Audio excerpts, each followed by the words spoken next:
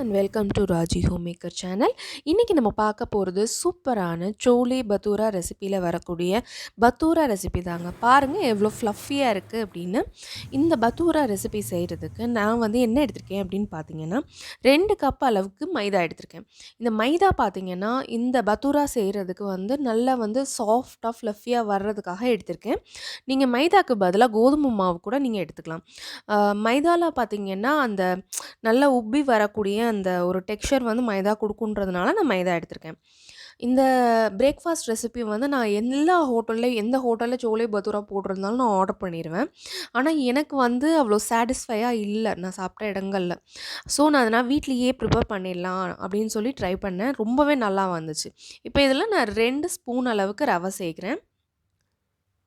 இது கூட 1 1/2 ஸ்பூன் அளவுக்கு சர்க்கரை சேர்க்குறேன். இந்த சர்க்கரை தான் பார்த்தீங்கன்னா, இந்த பத்தூராவுக்கு ஒரு மைல்டான ஸ்வீட் டேஸ்ட் மைல்டாக இருக்கும். சுத்தமாக தெரியாது. அந்த ஸ்வீட்னஸ் கொடுக்கறதுக்காக இதில் சேர்க்குறேன். நான் எந்த ரெஸ்டாரண்ட்டில் ஆர்டர் பண்ணாலும் அது ஒரு மாதிரி ரொம்ப ஆயில் குடித்த மாதிரி இருந்தது. ஆனால் இந்த ஸ்டெப்பில் பார்த்தீங்கன்னா உங்களுக்கு பெர்ஃபெக்டாக வரும். இப்போ 2 to 3 டேபிள் ஸ்பூன் அளவுக்கு தயிர் சேர்த்துக்கோங்க. இதில் சேர்க்கக்கூடிய இன்க்ரீடியன்ட்ஸ் பார்த்தீங்கன்னா, நீங்கள் எதுவுமே ஸ்கிப் பண்ணிடாதீங்க.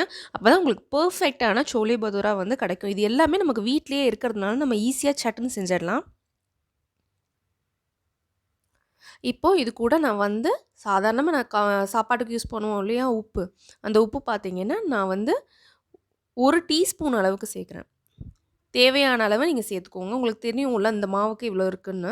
இப்போ இது கூட நான் ஒரு 1/4 டீஸ்பூன் அளவுக்கு பேக்கிங் சோடா சேர்க்குறேன். சாதாரணமாக ஆப்ப சோடான்னு சொல்லுவோம் இல்லையா?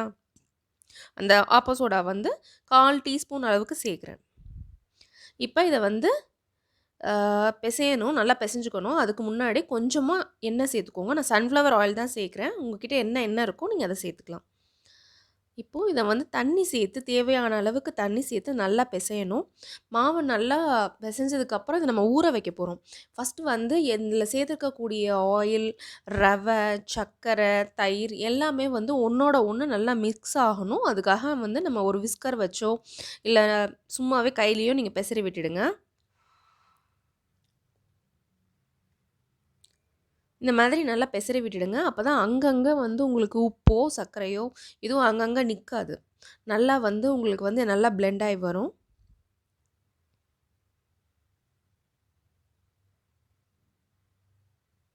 இப்போ இது கூட நான் கொஞ்சமாக தண்ணி சேர்த்துக்க போகிறேன். இந்த மாவு நல்லா சப்பாத்தி மாவு பதத்துக்கு வர்ற அளவுக்கு நம்ம தண்ணி சேர்த்து பிசைஞ்சா போதும். ரொம்ப ஹார்டாகவும் இருக்கக்கூடாது. ரொம்ப சாஃப்டாக ஸ்டிக்கியாக இருக்கிற அளவுக்கு நம்ம பிசைஞ்சு விட்டுறக்கூடாது. கொஞ்சம் கொஞ்சமாக தண்ணி சேர்த்து பிசைங்க. நிறைய சேர்த்துட்டிங்கன்னா உங்களுக்கு மாவு தண்ணி ஆகிடும். அப்போ பத்தூரா பார்த்தீங்கன்னா எண்ணெய் குடிக்க ஆரம்பிச்சிடும். எண்ணெய் குடிக்க ஆரம்பிச்சிருச்சுன்னா உங்களுக்கு சாப்பிட்றதுக்கு அது நல்லாவும் இருக்காது. அதே நேரத்தில் அந்த ஃப்ளஃபினஸும் உங்களுக்கு வராது. கடைகள்லாம் நான் வாங்கும்போது நான் அது என்ன தெரியல, நான் போய் ஆர்டர் பண்ண ரெஸ்டாரண்ட்ல எல்லாமே ஆயில் ரொம்பவே குடிச்சிருந்து. இனிமேல் நம்ம வெளியே ட்ரை பண்ண வேணாம், நம்மளே ட்ரை பண்ணிடலாமே அப்படின்னு சொல்லிட்டு நான் வீட்லேயே ட்ரை பண்ணேன். ஃபஸ்ட் டைமே ரொம்பவே நல்லா வந்துருந்துச்சு. ரொம்ப நல்லா சாஃப்டாக டேஸ்டியாக நல்லா உப்பி வந்துருந்துச்சு. இப்போ பாருங்கள் நல்லா நான் அதை பிசைஞ்சு வச்சுட்டேன். இது ஒரு 1 மணி நேரத்துலேருந்து 1.5 மணி நேரம் வரைக்கும் இதை நம்ம ஊற வைக்கணும். 1.5 மணி நேரம் வரைக்கும் ஊற வச்சா தான் இந்த மாதிரி சாஃப்டாக வரும்.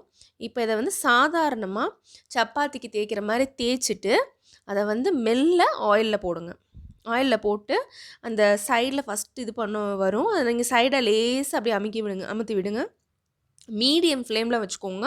ஹை ஃப்ளேம்லேயோ இல்லை ரொம்ப லோ ஃப்ளேம்லேயோ வைக்காதீங்க. அது போட்டதுமே டக்குன்னு உப்பிடும்.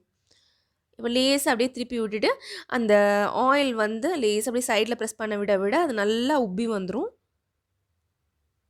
பாருங்கள் எவ்வளோ அழகாக ரவுண்ட் அடிக்குதுன்னு. இதுதான் கரெக்டான கன்சிஸ்டன்சி. இப்போ பாருங்கள் சோலே பத்தூரா ரெடி பண்ணிட்டோம். நெக்ஸ்ட் வீடியோவில் உங்களுக்கு சோலே ரெசிபி எப்படி ப்ரிப்பேர் பண்ணுறது அப்படிங்கிறத பார்க்கலாம். தேங்க்யூ ஃபார் வாட்சிங். இந்த வீடியோ உங்களுக்கு பிடிச்சிருக்குன்னா ராஜி ஹோம் மேக்கர் சேனலை சப்ஸ்கிரைப் பண்ணுங்கள். தேங்க்யூ.